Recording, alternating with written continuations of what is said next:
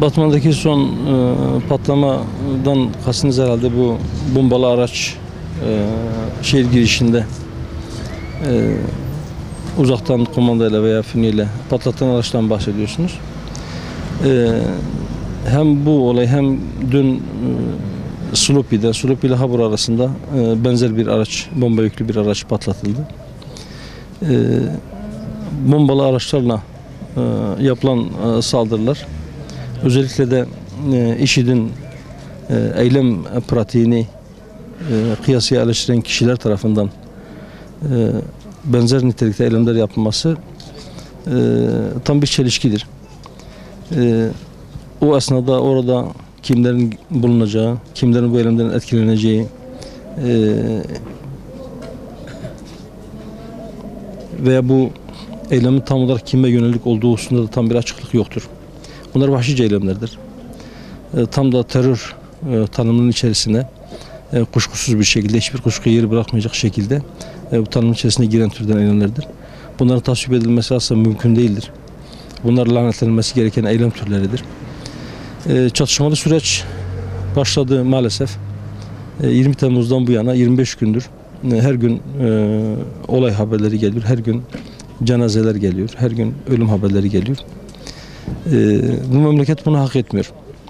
Bu eylemlere başvuranlar belki kendilerine siyaseten yeni bir alan açma niyetiyle veya ellerini güçlendirme niyetiyle böyle bir şeye yeltendiler, böyle bir şeye giriştiler. Özellikle de Kürtler adına bunu yaptıklarını iddia ediyorlar.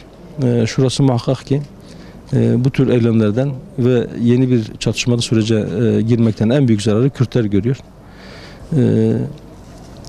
Bu yol değildir. Şiddet, silah, bombalı saldırılar hak arama yöntemi değildir.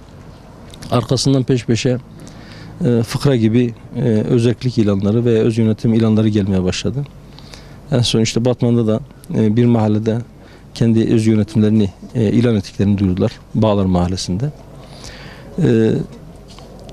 Daha önce kırsalda askerle çatışmaya girenler herhalde bu aşamada bu gücü yeterince kendilerinde görmüyor olacaklar ki bu sefer sokaklarda çocuk yaştaki insanları, Kürtlerin evlatlarını askerin ve polisin önüne sürerek onları mümkünse öldürterek cenazelerin üzerinden siyaset yapmaya, kendilerine yeni alanlar açmaya çalışıyorlar. Günlerdir, haftalardır hatta halkı yoğun bir şekilde sokağa çağırıyorlar. Serhildanlara çağırıyorlar. Bu çağrıları karşılık bulmuyor. Bundan da inşallah bir ders çıkarırlar. Ve HDP'ye verilen %13'lük oyun PKK'nın eylem tarzına ve ideolojisine verilen bir destek anlamında olmadığını da umarım onlar da anlamışlardır.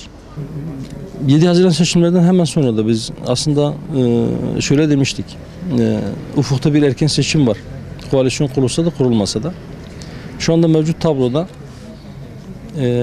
AK Parti'nin dışarıda kaldığı bir koalisyon seçeneğinin sıfır olduğu anlaşılmış durumdadır. AK Parti'nin CHP ile koalisyon kurmayacağı da geçtiğimiz hafta bir ayı aşkın bir süre yapılan görüşmeler sonucunda yapılan açıklamalarla anlaşılmış oldu. Şu anda da yine hükümet erken seçim tek seçenek haline gelmiştir dese de bize göre halen daha AK Parti ile MHP'nin bir koalisyon kurma ihtimali vardır. Şu anda erken seçimin olup olmayacağı konusunda bir netlik yok. Bu konu netleşince partinin yetkili organlarında arkadaşlarımızla istişareyle en sağlıklı bir karara varmaya çalışacağız inşallah. Mutlaka teşkilatlarımız ve tabanımızla da bu konuda görüşeceğiz. Onların da görüş ve düşüncelerini alacağız.